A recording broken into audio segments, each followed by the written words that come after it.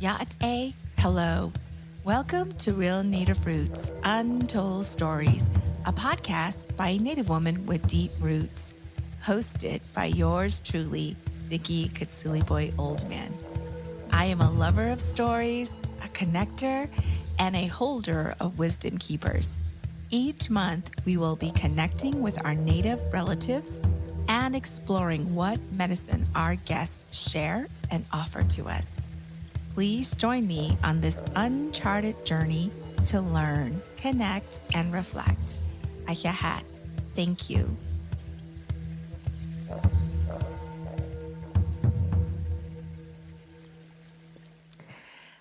Hello, everyone. Welcome back to Real Native Roots Untold Stories. Just want to say thank you to those of you who've been following and sharing. I think you're going to be excited about today's guests. And those of you that are new, welcome to the Real Native Roots family. And this is a place where we share stories that are untold, that maybe people don't know about. And these are stories about healing and love and reflection. And as we know, as our Indigenous people, stories are healing. They're a learning tool. It's a platform for us to be immersed in more so. So I welcome you. So those of you that are new, I usually do a quick check-in, and I read poems from people of color, particularly Indigenous authors. So I'll be reading shortly, but what's going on with me? Check-in. I can't believe it's March 1st. It's already January's gone, February's gone, here we are. And what's beautiful for me right now, what I'm learning about myself is this new bloom is happening. And really just owning my voice, owning who I am, and accepting all of me, curves and all. So I've been working out though. I've been on my little bike and I've been taking my naps. I've been resting, and spring is around the corner and things are already budding. So that makes me curious. I'm like, what's ready to bud for you, Vicky? Besides what I shared with you, I think this year is going to be amazing with new opportunities. I'm looking forward to whoever spirit brings in front of me for our guests and future wisdom keepers that want to share with us. So that's what's going on. I'm just trying to hold on. I had this vision of me like on this horse, and the horse is going really fast because it's the year of the fire horse. And I'm just holding on and trusting myself that wherever I go and wherever I land, whatever is meant to meet me through my journey, I will meet them and opportunities. So the reading today is from one of my favorite authors. It is from Richard Wagamis. And so this book actually, it's about stories and ceremonies for the planet. I'm going to pull these two excerpts from this, but where it stopped was on page 102. And the quote here says, "Ceremonies are only completed when they are shared." I was like, wow, ceremonies are only completed when they are shared. That in itself is really powerful. And it has a picture of folks in somewhere, I'm assuming in Canada, because he's from Canada, and people are sitting around a fireplace, and above them are the northern lights, and it's at night. So he's in this section, he's talking to an elder, and they're having an exchange. And so I want to read this part.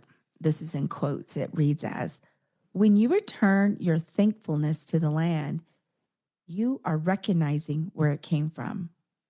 It came from the ability to be humble, to see yourself as a sacred part of everything.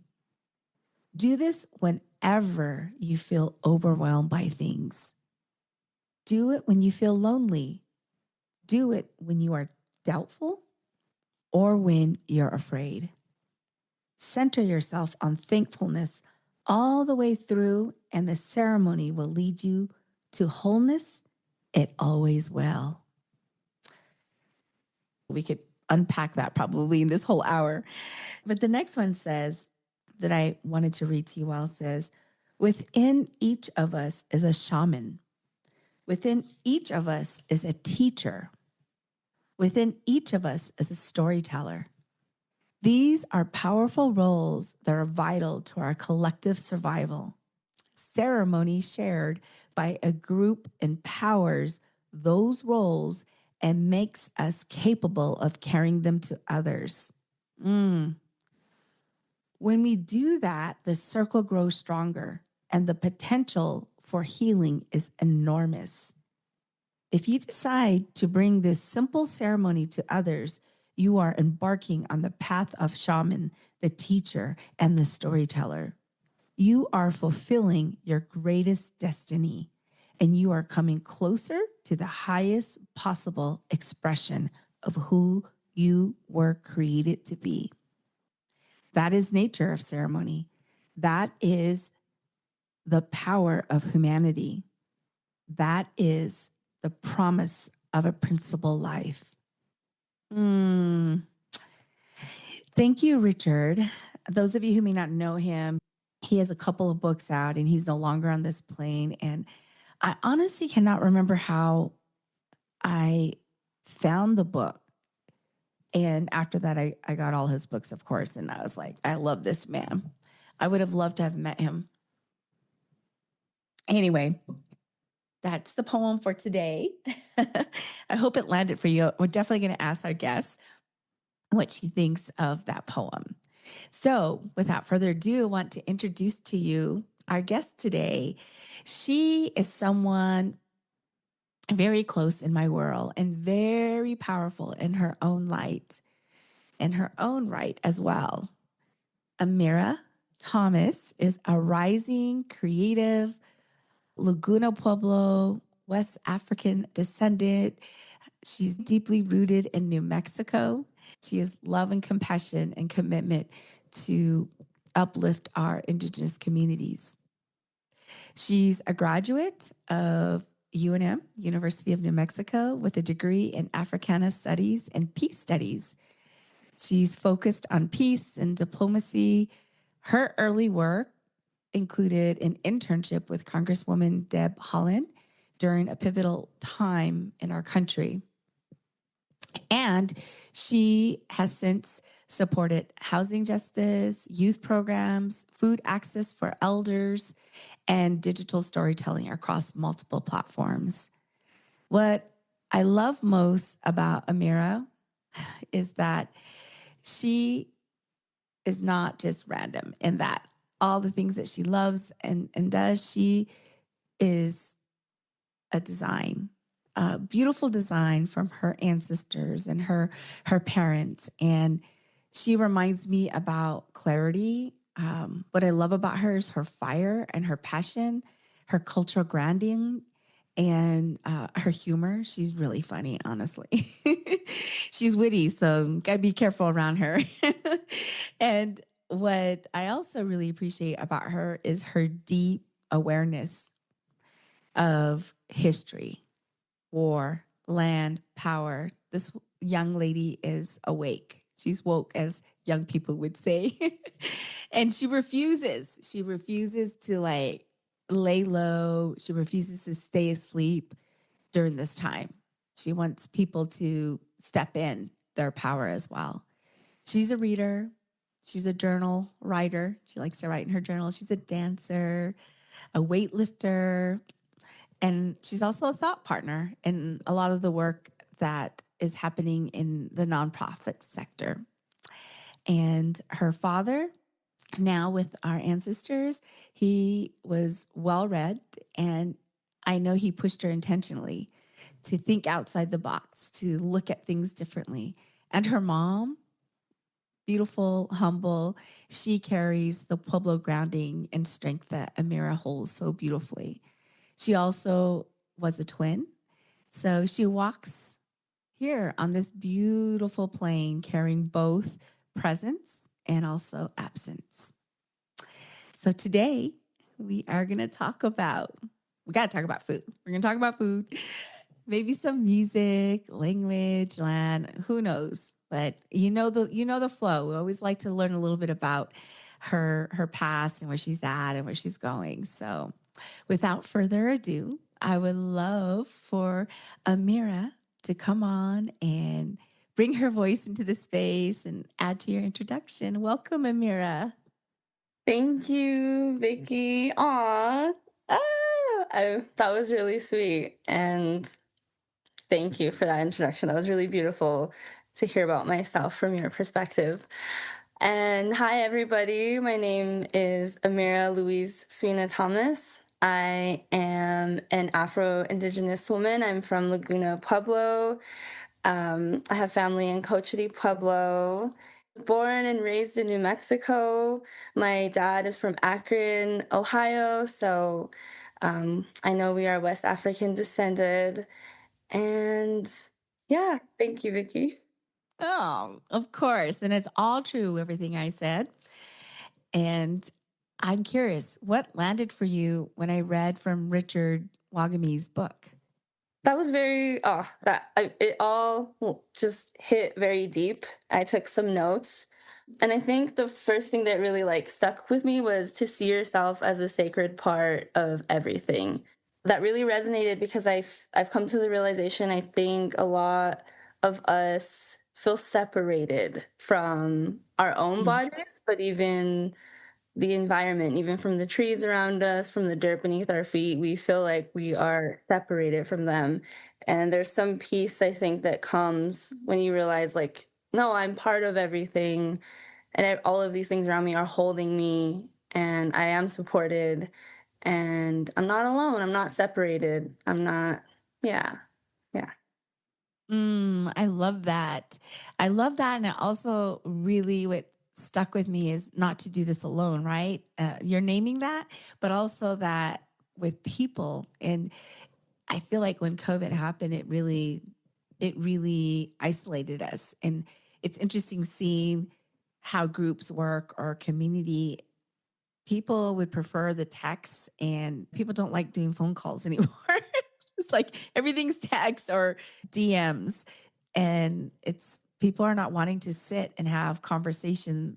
And that's how our ancestors talked past ceremony, stories, legends, lessons is through face to face and through connection. And ceremony is about that. It's about connecting energetically and praying and connecting to not only the people, but to the land and to our ancestors. And so that part really just landed well for me as well.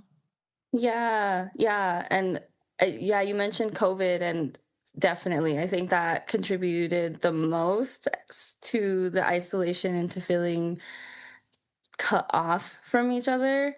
Um, and I think, yeah, too, what stuck with me about the poem, like you said, was the promise of a principled life. That's what they did in ceremony. Was it was a promise to each other, a commitment to each other to show up and to honor these values that we're holding in this space with each other.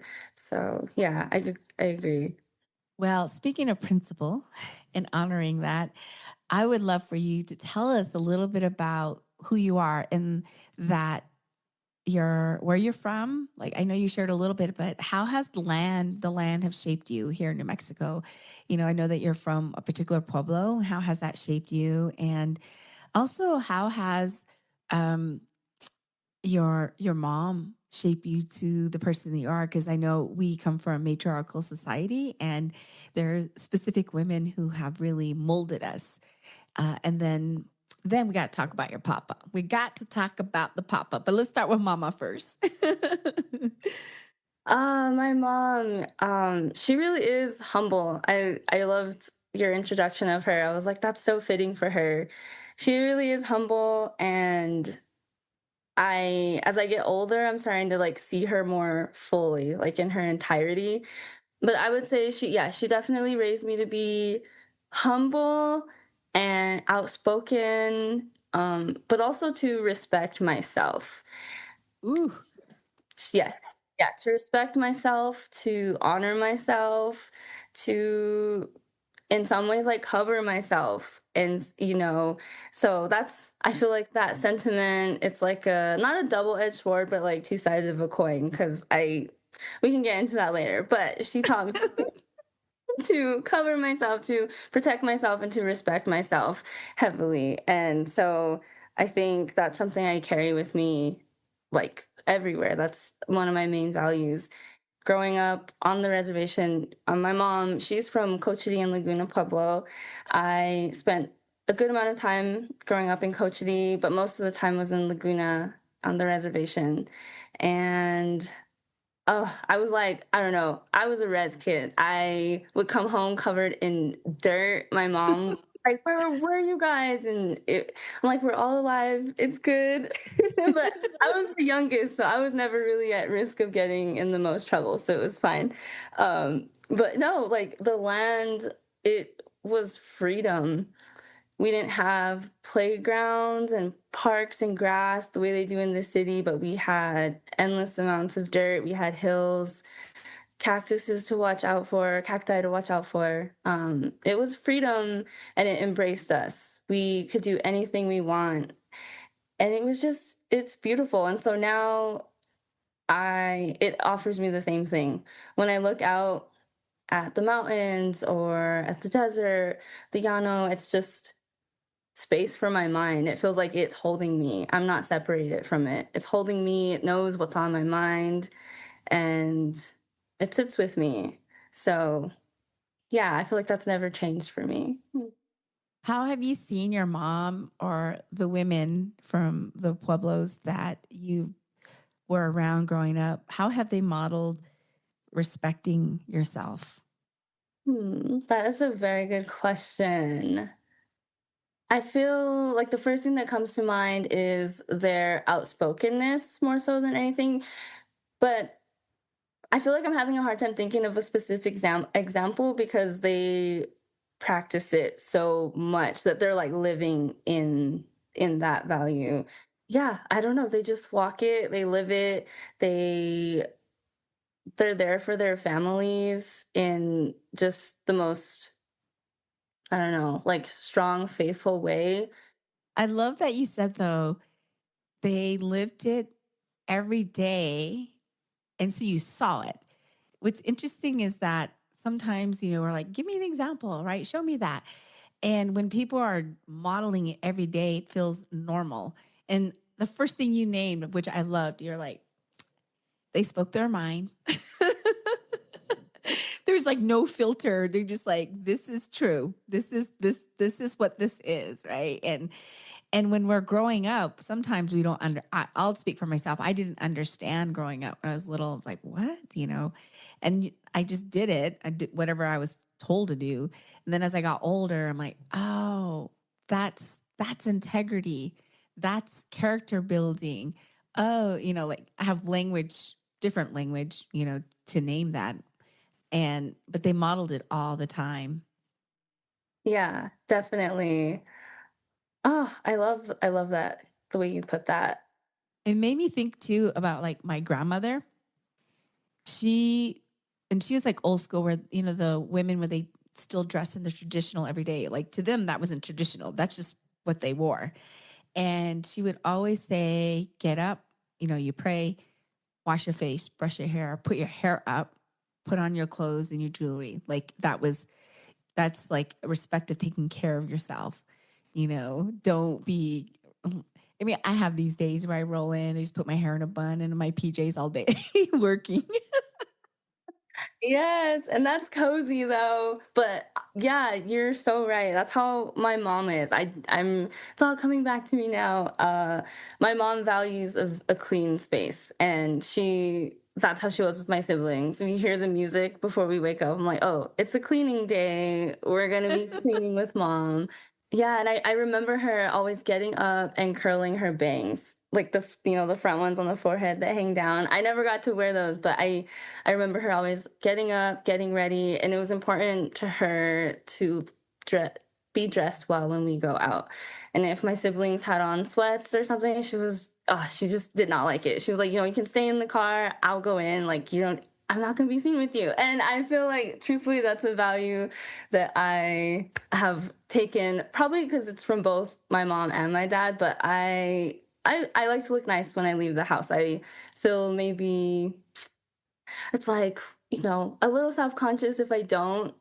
dress nice, but then I'm also like, modeling agency might see me at Albertsons today, so let me just put on my head wrap and my hoops.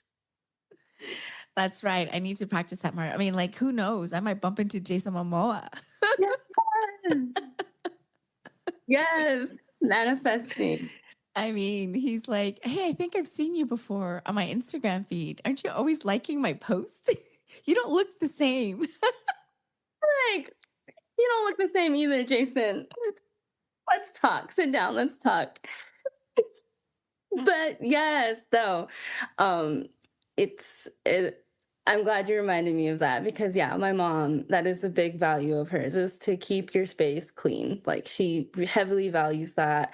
Um, and she tried to instill it in all of my siblings. I think I'm doing a good job. Hopefully she doesn't hear this and come inspect my house.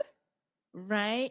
Well, when you said that about the home, I mean, I remember my elders always say that. My mom would always say that, and think about the prayer when you were saying that we are everything, right? What Richard was saying, we are part of everything. So your space, you're a part of your space. So if your space is clean, you're respecting not only the space, but you're respecting yourself, right? And I always remember my parents, with my grandparents too, would say, you got to get up early because that's when the your ancestors are coming through and they see you up, they see you ready to go, and they're gonna bless you. But if you're sleeping in a messy home, they're gonna like, oh, well, apparently this person is okay, they don't need anything. But if you're up, ready to receive, it's like that form of self-respect. Like I respect myself, my home, my land, and I'm taking care of it. So, answers are coming, like more blessings for Ameerah, more blessings for Vicky, because they're showing up, right? Definitely. Our environment is a reflection of, I would say, ourselves, like your mental health, your spiritual health, whatever is going on inside. I think it's reflected outward, but I think when if you're having a hard time, it also helps a little bit to like clean your environment to get you back to some balance or some level-headedness or some feeling of goodness. Um, yeah, yeah. Well, And thank you to Mama. Thank you to her for continuing to be a part of your life and shaping you and modeling, and all the women in the Pueblo who have also shaped you and modeled what it looks like to be a strong Indigenous woman here on this plane. And so I want us to talk a little bit about your papa because he also shaped you. He shaped you in different ways. And so when you think about him, how do you feel like, what would you say would be the most impactful? Maybe three things that he has really impacted you and shaped you to who you are today.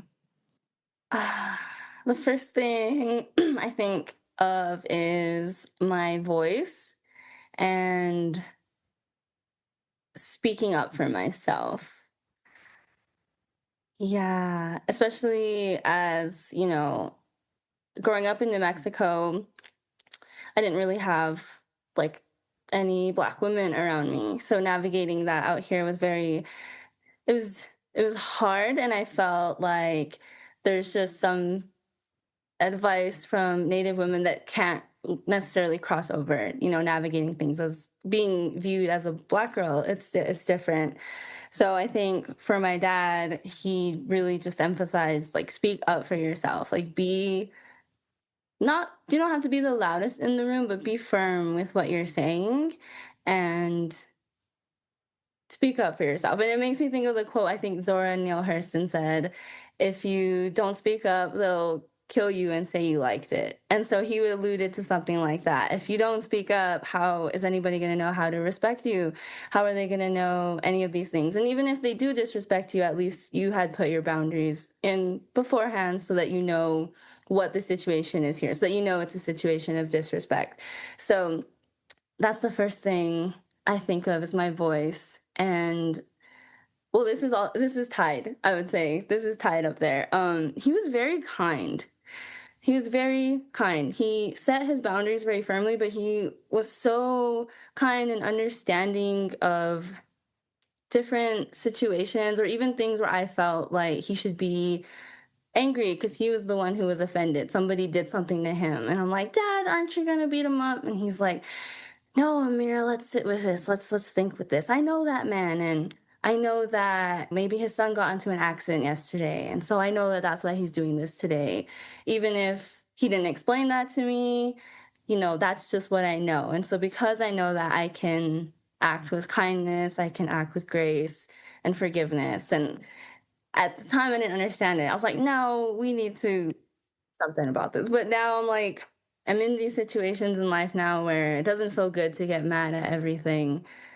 It feels good to find understanding in yourself and to just understand and let go. And so I think those are the two like tied things at the top on my list that he made me, that he instilled with me. And I think for the last one, if I had to pick, it would be joy.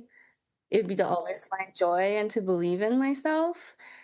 When he passed, I remember thinking like he was so good at life. Like he was so good at living. He lived it up. He had a motorcycle, he traveled, just he knew everybody in the store by name. Any opportunity that came, he would just do it. And I really admired that. And I know he wanted that for me as well. He always wanted me to find the joy. He always wanted me to dance and to sing loud, even if it didn't sound good. So, yeah. Wow. As I was listening to those stories and examples, I was like, yeah, use your voice. And he also modeled it's when and how you use your voice. Because the paired story of what happened, he's like, I'll use my voice, but I love that he said, let's sit with this. Because when we get triggered or somebody says something and we're not in a good place, you can see then like an interaction where it can escalate really fast. That's why you see crazy people out on the road hitting each other or like, people are out of control and it's like slow down, to sit down and I love that he said, I know this person. So he's seen this person in a whole nother light and saw, I assume, beauty in some way to know like he's having a bad day. He has an off day, and just let it go. And so that's when I thought of like it's when and how you use your voice is really impactful. Yeah. Yeah. Yeah. No, definitely. Oh, and that's something I'm working on still. It's like 2 steps forward, 5 steps back type of thing. Like today I'm like, I was so forgiving and gracious during rush hour. And then tomorrow I'm the one just like screaming in the car. And that is the reality of it. And it sucks because I just want to be balanced all the time. And I think about my dad, and I wasn't with him all the time. So, I don't know, maybe he's just like me and he had his moments of, trying. And so I think he was just a good model for that of, yeah. Well, I'm just gonna call your papa out. He's over there. He had his moments. Everybody has their moments. And I totally feel you about the cars. Like most of the time I'm pretty calm, but sometimes I'm like, when people are honking and I'm driving, I'm like, settle down there. Trying to make it like, okay, it's calm. And I love that he fully lived in the present. I think that's one of the hardest things to do is be fully present and not be thinking about the past, not be thinking about what if only if I had made this choice, if I had not done that, or I wonder how things would have turned out if I had made this decision instead of this decision. We spend so much time in our heads thinking about the past when it's over. And then the other part is we think too much in the future, right? And the future, you and I both don't know what's going to happen in the next 5 minutes for all we know, right? I mean, given what's going on in the climate of this world, but It's so hard to be present, but then it's not, and for him to live it up, that he was like, he's seen people, I mean, to know people's names and just that makes people feel good because they're like, oh, he knows me, he sees me, and taking up opportunities, not being afraid, and just like, let's do it. Let's make it happen. So I love that he modeled that for you. I see that in you though. Do you? Aw, I love that. I'm trying to. Baby steps. Baby steps. Yes. I want to know about your name because to me, your name is unique. And Ameerah, I remember when I first saw it written down, I was like, oh, this is an interesting name. I wonder who named her. Does it have a meaning? Yeah. Tell us about your name. Yeah, my dad named me. So I have six older siblings. We don't have the same dad. So when my mom was having me, she was like, you can name the girls, because I was a twin sister. She was like, you can name the girls. I had six kids, like, you can name them. And he named me Ameerah. He named my sister Amelia. But Ameerah came from, I don't think she's famous or anything like that, but he had gone to a college track meet and there was a girl there and she was, I think it was the 400-meter sprint. Yeah. Um, her name was Ameerah and she won and my dad just loved her name and he never forgot it and he kept it in his pocket. And then I was born and he named me Ameerah. And it means princess in Arabic. And I believe prosperity or prosperous in Swahili, but for sure princess in Arabic. And yeah, I like that. I like my name. I feel like it fits. Well, I have to ask this question because it makes me wonder when you were growing up, how did the littles, you were little too, but how did the young people, friends react to the name? Did they have a hard time saying it? The teachers have a hard time saying it?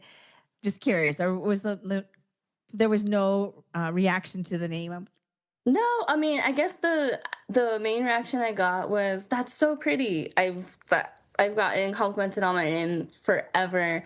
And oddly enough, I would say growing up on the res, nobody had problems pronouncing my name and nobody like made fun of my name or anything. It was when I moved off the res that I was called just kind of like not picked on, but I remember my off the res, I had this coach, he would call me, or every time I came in the room, he would say like mirror, mirror on the wall, which isn't like bullying, but it's still like a play on my name, which nobody had ever done that before until I moved off the res.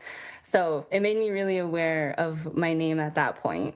But before that, I was like, well, it's Ameerah and everyone knows me and it's easily pronounced. You can pronounce it easily.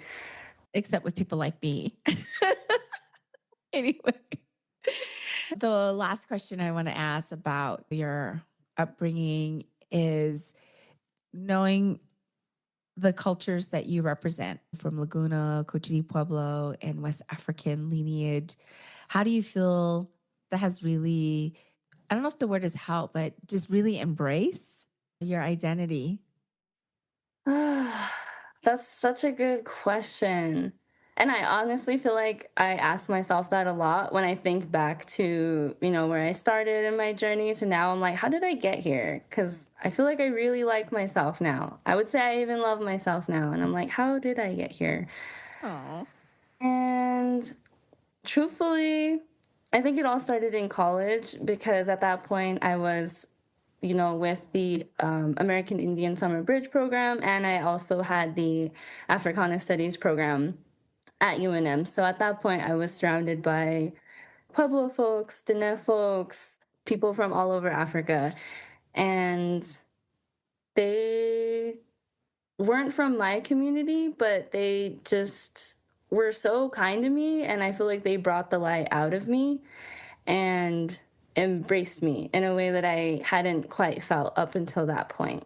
Like I have friends from Hamus that they would invite me over and my blood quantum was never a question. Like, it was really nice to be like just embraced in that way without all these like curiosities or being like poked at and prodded about like, what are you? And so I think that just helped me see myself as a person for the first time And then once I did that, everything else came easily. It was just like I am from these two cultures and I don't have to pick which one or have to, cosplay my own culture to make other people feel like, oh yeah, she definitely is Black.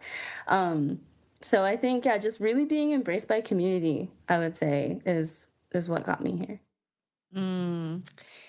Well, you were saying a couple of words that made me think about how you probably laughed at me when I introduced him. Like, she's woke, she's awake.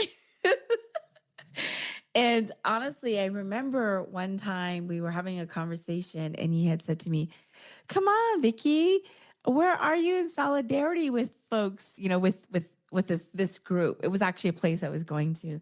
And I had never had anyone ever ask me that, or like, I felt like it was a little challenge, but it was like naming. And I was like, oh, and that word solidarity just stuck in my head. And so every time I hear that word, I see that word, I think of you. I think about that moment you had asked me. And I was like, okay, Miss Ameerah. And I appreciate that. And it makes me wonder about your generation, younger generation, about the young people, like the reason why I'm asking this question is because in the sectors now, in the work that we're doing, it's usually people my age and older, and then we have the younger folks coming in, and there's a disconnect. There's connection, but I feel like they don't understand each other. And I'm wondering, from the circles and the groups of people that are your age within that time frame, when you all have conversations, when you all are connecting, how do you feel like people are navigating capitalism and their consciousness about how we should be showing up? Oh, you're so funny. I wasn't calling you out, Mickey. I Um, felt like that. We should actually start with that question first of, how does solidarity actually, what does that really mean, beyond, people are using that word all the time now, but I heard you say that word to me maybe 5 years ago. There's certain things. It's interesting how we remember things. But let's start with solidarity. You tell us what that means. What does that look like? And then we'll talk about young people. okay, yes, I like this. Well, when you ask me like what is solidarity, it goes back to the poem you shared at the beginning. And I feel like it's the promise of a principled life to each other, to see each other in the struggles that we're having and to not throw wood into that fire. It's like if I see you're struggling with this, I'm not gonna, add gasoline to it. I'm going to get some water. And if I don't have water, I don't know, I'm gonna hold your hand and we're gonna figure it out together. And that's what solidarity is. And I think if you make a mistake, have grace with yourself. If you buy something that, someone you care about was boycotting, have grace with yourself. But I think solidarity is not doing those things intentionally. I think when you know about a harm that's being done and you kind of like, well, I really want this thing, and you do that I don't think that's not having solidarity. I think having solidarity is putting our addiction to comfort aside for the support of our neighbor, for the support of our community, for those that are struggling, because we're all in struggle together. And it's just being solid in that, being solid and being unwaverable in that, I think. That's so beautiful. And I love how you tied it to Richard's words. This is so beautiful. Like that Yeah. really affected me. The promise of a principled life. I'm holding that today. Mm-mm-mm. So you said so much in just defining that. And it makes me wonder about our young people. Earlier I was talking about, I was teeing it up by the older generation. I think you all are like Generation Z. Yeah, I think so. So, what do you feel between the older generation, the misunderstanding about Generation Z, and maybe you can use, because I know that you have been also very involved in activism too. So, there's that example, but just maybe just in general, just what you notice right away. Let's see. I think the disconnect comes from probably, this is one aspect of it, is how dire things feel right now. And so I think that's why this generation is very like like we want action, we want something to move because things feel so dire.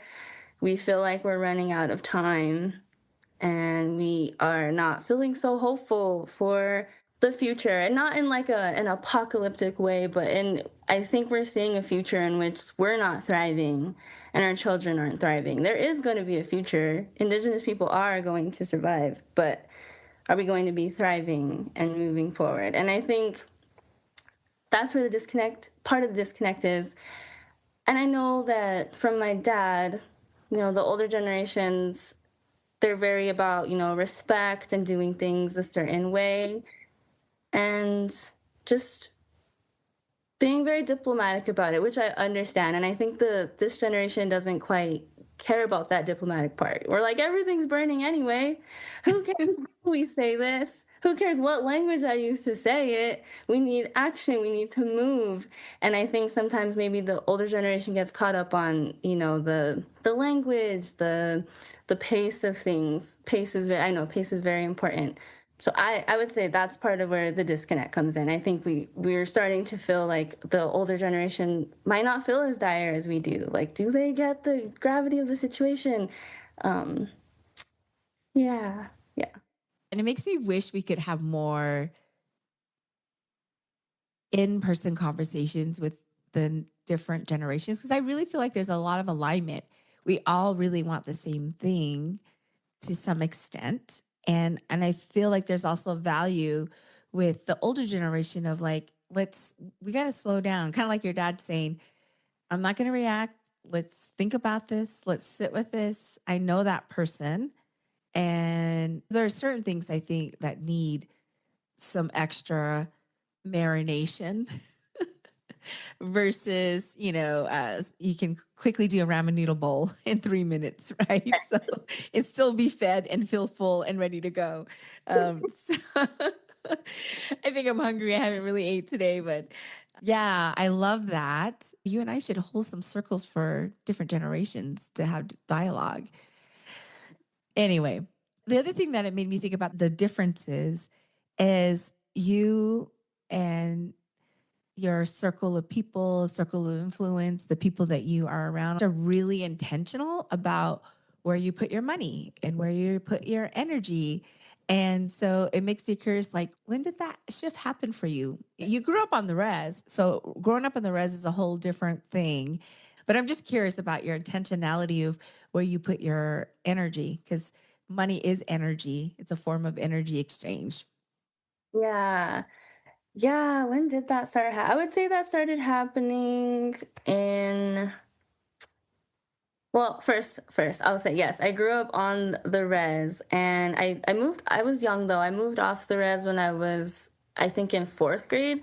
So I wasn't tapped into like politics at that point. It was very family cultural based in when I was living on the res. I remember going to Walmart all the time, runs to Albuquerque so we can stock up on food.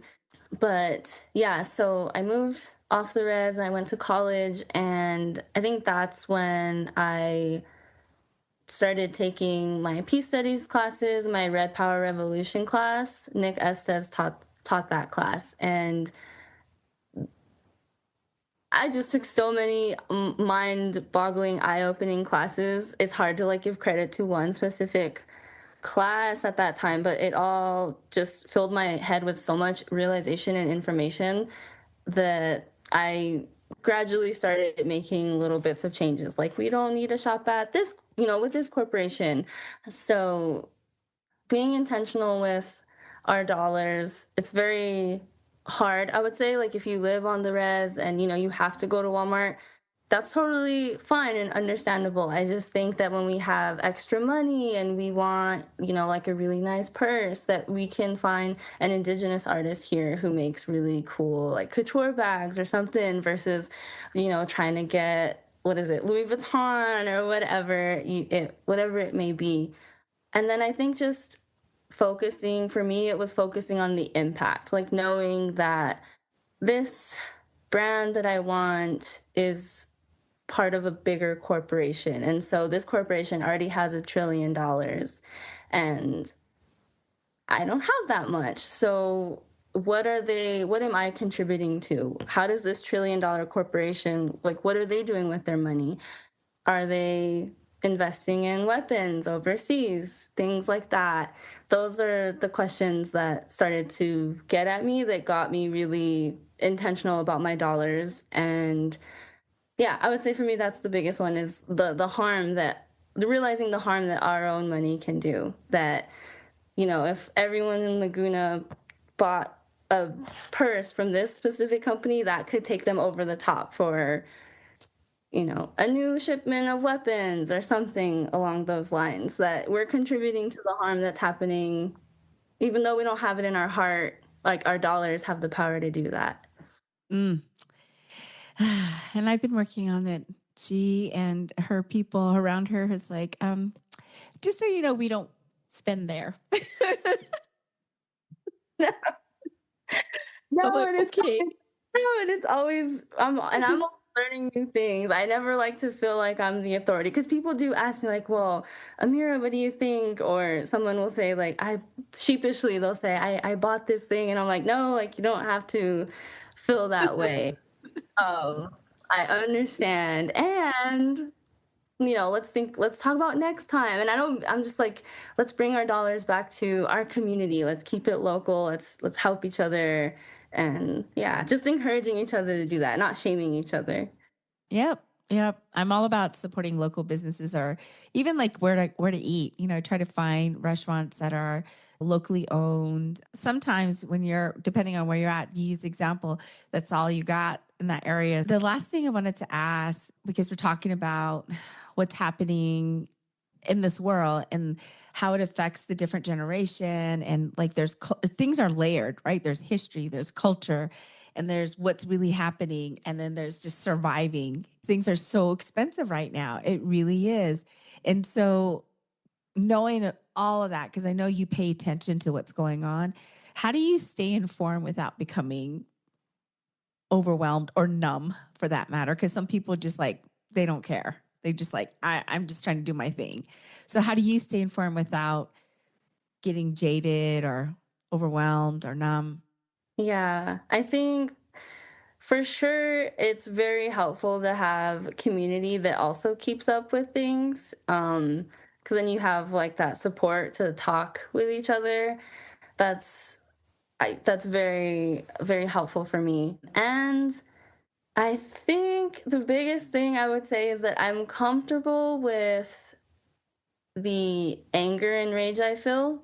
I think people, and I've read about it, and I can't remember the author right now, but that rage is sacred, that we try to get rid of this feeling inside of us, and that feeling is trying to teach us something. And so every time I'm seeing these things, maybe I'm not the like healthiest person to talk to about this, but I just kind of let it like fill me with that reminder that this is why I'm trying to learn what I'm learning. This is why I'm like trying to mind where my money goes. This is why.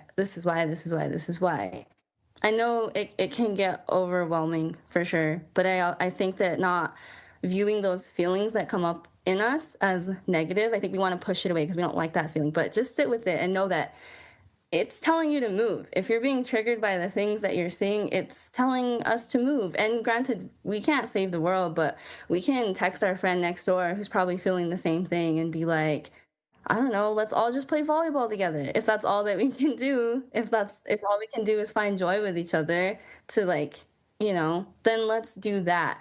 But just not viewing these feelings as negative, just accepting them and know that it's there for a reason.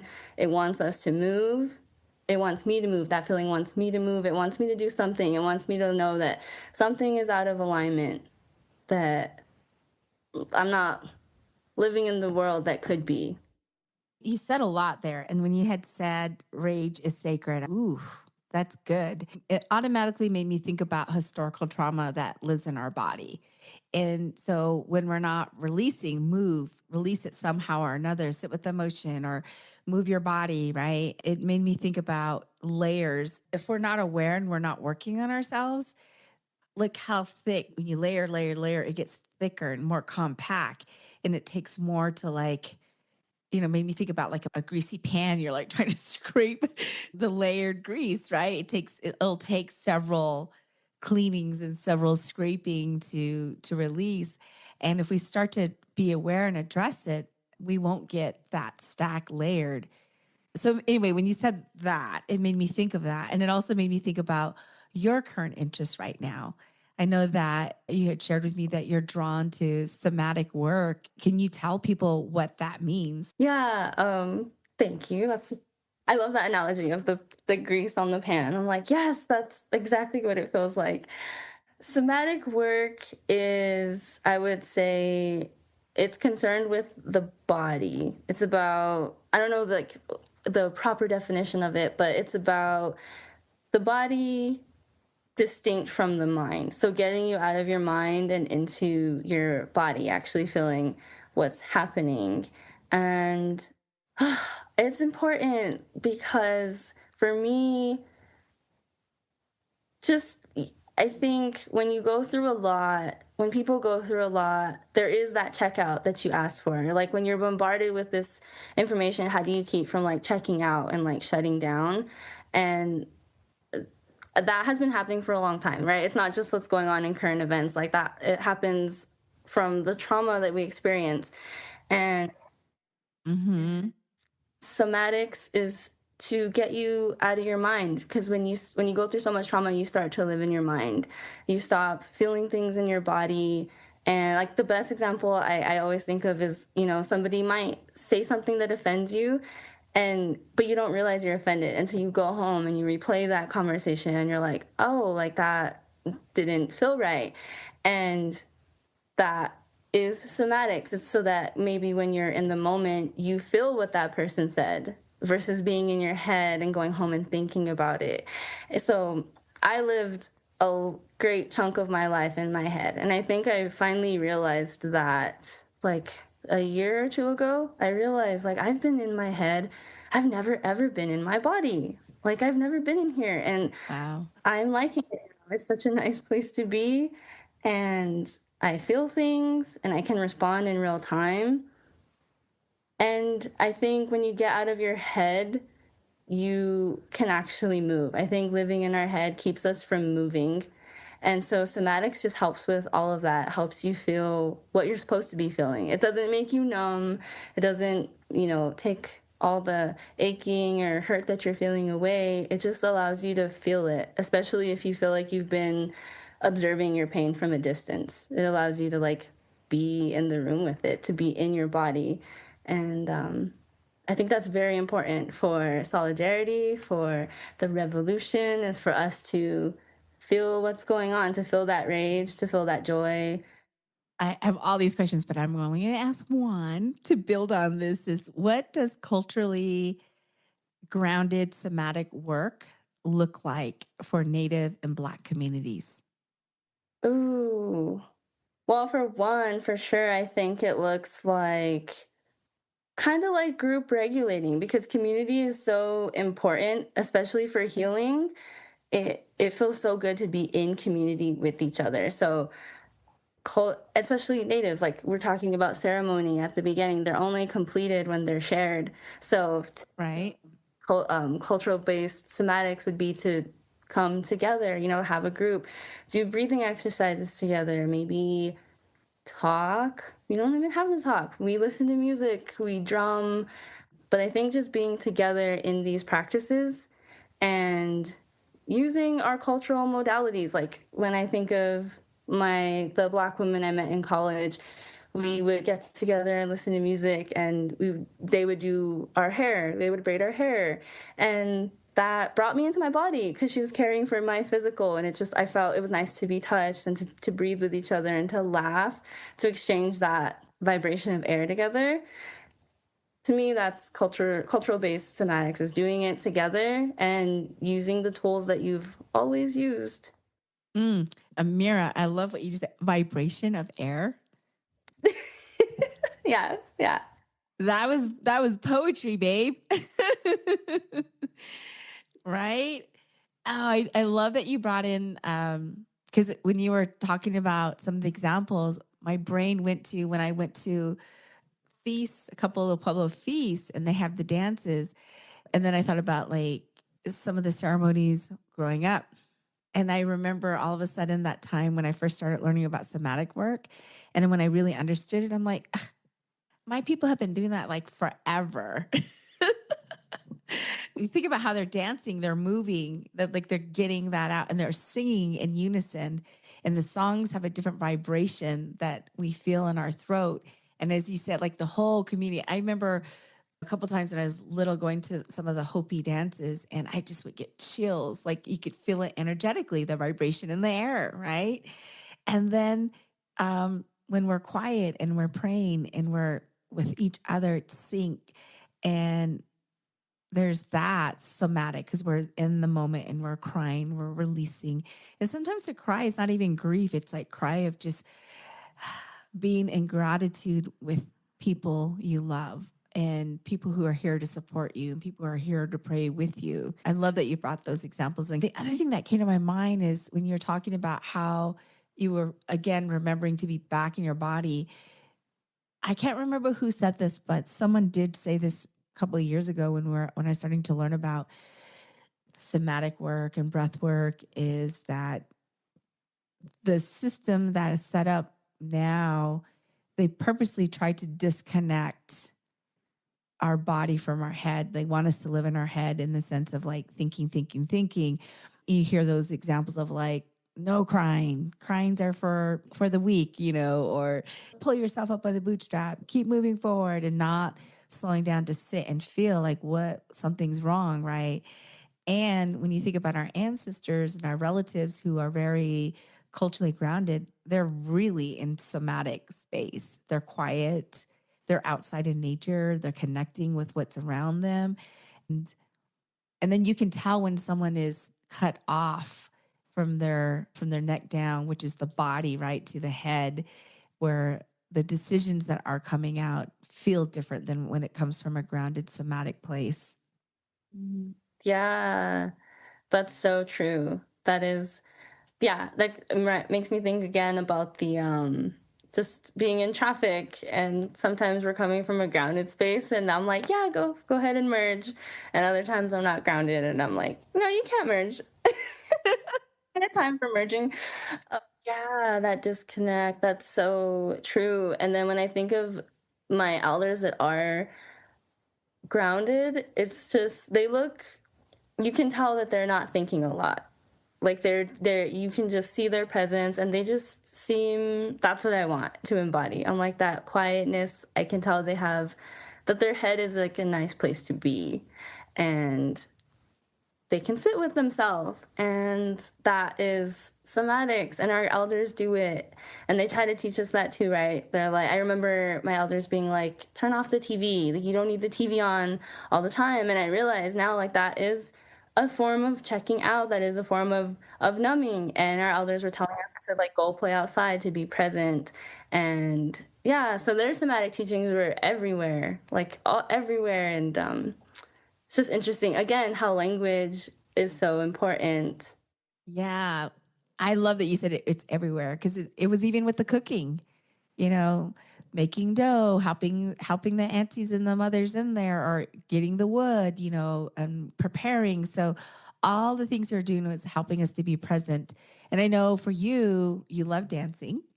Dancing is your form of healing. It's being in your body, you're weightlifting. I know that you journal, you're reading. So you're doing a lot to keep you present as much as you can to release whatever is going on up here so that you're able to move forward. Music, food, language, all of that, right?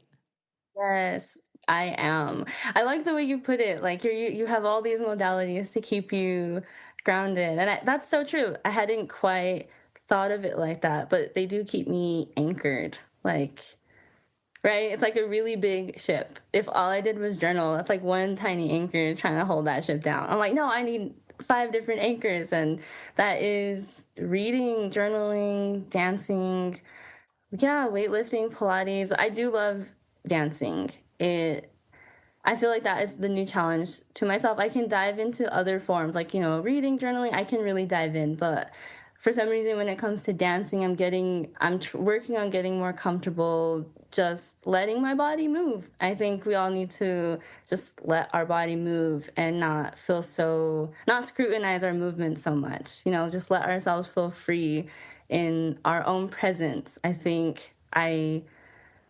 Yeah, that is what keeps me grounded, is feeling comfortable in my own presence and doing these things and being silly in my own presence and accepting myself, like, no matter what. And I feel like that's totally not to like call myself this, but that's, I feel like, a revolutionary thing to do when we are constantly scrutinizing our body and feeling like we have to perform a certain way.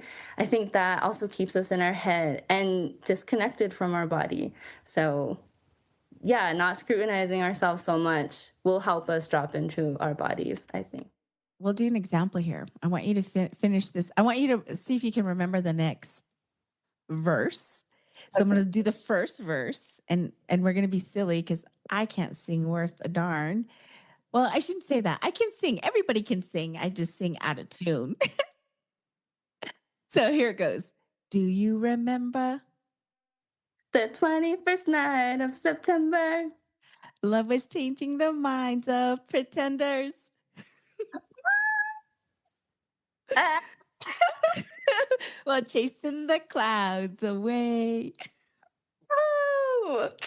No, I just go, body at. I'm so out of tune, but I figured you would at least know the second lines, and you did. I can, not the third one.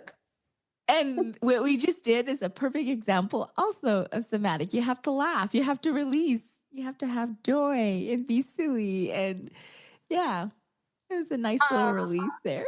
that was a perfect release. You're so right. You snuck that up. You snuck that on. I was going to play the song, but I don't want to get dinged. I can't do certain songs on my podcast unless I have permission. So if you have connections to Earth, Wind, Fire, let me ask them. I'll call them up. All right. All right. So I just want to bridge as we start to wrap up a little bit. When you look at women my age, I'm 30 something. What do you hope we understand about young women like you? Ah, gosh, I was not expecting that question. Huh. Just remember, I think, like, we're learning and we also come from like a different time. So I think to just remember, like, our values, we might actually have a lot of the same values and it just might come out differently. I think that's what I would want them to maybe think about. And yeah, I'm just like stuck on this question because I've worked with, like when I was in DC, and I worked with, like, women that were older than I was. Sometimes it felt like I was being perceived as like a threat. And so that's why I'm like, maybe just have the understanding that we probably have a lot of the same values and interests and joys, and we just look different. And yeah, I just remember feeling like I was being perceived as a threat, and I didn't know why, and I didn't like that. Um, but I was not expecting that question, so I Well, you can sit and journal with yes, it. ooh. All right. What do you want young Native women to know right now? I when you said that, like, all of the words came flooding my mind. Like, I just want them to know that they are everything. That Mm. literally they are everything. They're strong, they're beautiful, and they're smart. I know they're smart. And that I just, I love Native women so much, and they deserve the world. And I know the world isn't very kind, and it hasn't been very kind to us for a while. even though that's true, that I just want them to like love themselves. Even if the world is unkind to us, then you be that kind person to yourself. Try being that kind person to yourself. Try constantly being beautiful to yourself because you deserve it, because you're so sacred, because this world needs you. I need you. And you're medicine. No matter what you're going through, you're beautiful, you're medicine, you're needed. And yeah, you're just absolutely needed. You're everything. My dear, that was a beautiful poem in draft time. Check you out. I try. I try. I do love Yeah. poetry. Wow. So, our young women, you heard that directly from Ameerah. And you're still young, you're still budding, forming. And I actually see this plant here. It reminds me of you a little bit. Ah, that's beautiful. It, has a little the roots in here, but I got it before it even started budding. But this one, like in 2 days, was like already budding. And here's another one coming out. Aw. And I feel like that's you. You have deep roots. Your roots are still forming, and you're still growing. You're going to have more blooms many more years from now. And if you could go back and think about Ameerah when she was 16, if you could speak to 16-year-old you, what would you tell her?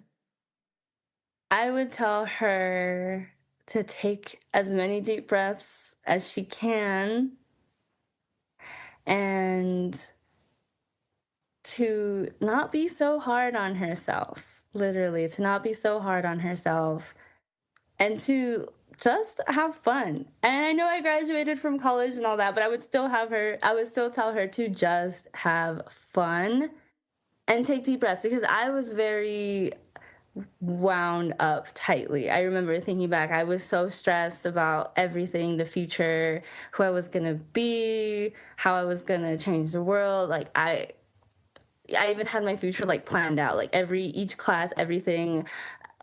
It was.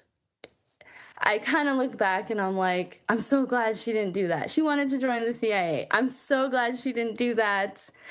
That would not be in line with her values. And so that's what I would tell her, to just take as many deep breaths as you can and just enjoy the journey. And I would be real. Unfortunately, things are not going to go the way you have planned, my dear, and life is going to be beautiful. So just let go. That's a great message. So I always like to ask our guests, and I feel like you've given a lot of already wisdom to folks to think about. And I would like to ask you, if you were to give us a call to action, what should people do after listening to this episode? A call to action. Hmm. I'm like torn. I'm like my healer side or my like let's go side. My healer side wants everyone to take belly breaths, to fill your stomach with air as you inhale and exhale slowly and do that a few times and just sit in quiet. That's one call to action. Just sit in the quiet or sit outside and listen to the birds and take deep breaths. And then my other call to action would be get curious about your favorite brands, get curious about technology right now and get curious and look up what is happening right now with technology. And if you use if you use those devices, how do you feel about that, I guess, maybe. But for sure, I think first and foremost, just look into the technology that you're using. Look into the companies a little bit, just get curious about what they invest in, and just see if it aligns with your values as a person. Wow. Those are great, great, great advice. Call to action, folks. So that's what your homework is. All right. Fire round. Are you ready? These are meant to go fast. It's so funny. I don't know if you remember that one guest I had one time, Simon Oh, Moya yes. Smith. I had asked one question. It was a fire round. He was like, "What Because that's not a fire round. That's a whole hour or something like that. Because it was a deep question. Yeah, I might be on Simon's side with this, but I'll try. Okay. So, favorite book you return to? This is How You Lose the Time War. I'm not sure the authors because there's two of them. Say it again. This is How You Lose the Time War. A song that heals you instantly. I'll write a song for you by Earth, Wind, and Fire. Ooh. One Pueblo teaching that everyone should know. Eat and get seconds. I love it. One Black thinker everyone should read. That's so hard.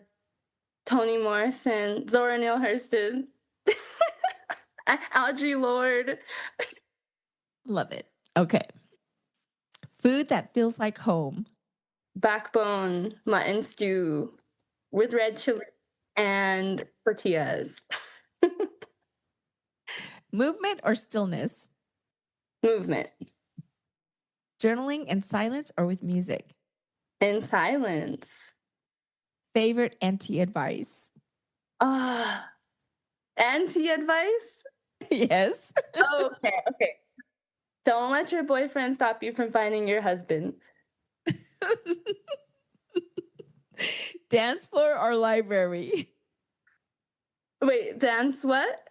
Dance floor or library. Oh, dance floor. Dance floor. One last thing, last thing that made you laugh hard. My niece. I hung out with my niece at the park and she was just being really funny. Like, just kid like joy. We were chasing each other and playing tag, and it was a good time. Aw. Well, thank you, my dear, so much for being with us and sharing so honestly, also sharing with such deep, profound love, intention, and wisdom. And it's always a joy to just learn so much more about you. And you all heard it, listeners. She said so much. She talked about respecting ourselves that she learned. She talked about speaking up. She talked about live it up. She also had said to us to take deep breaths. Don't be hard on yourselves. She also said, rage is sacred. So don't be afraid of your emotions. Release it, let it go. One of my favorite, vibration of air. What's that for you, right? We're all learning and we all come from a different time. And we all want the same thing. We just need to slow down and connect with ourselves and find out what our aligned values are. That you're medicine and the world needs you at this time. So thank you so much, listeners. I love you. Thank you for following, supporting. Please share. Until next month, Ayaha Ayonishna.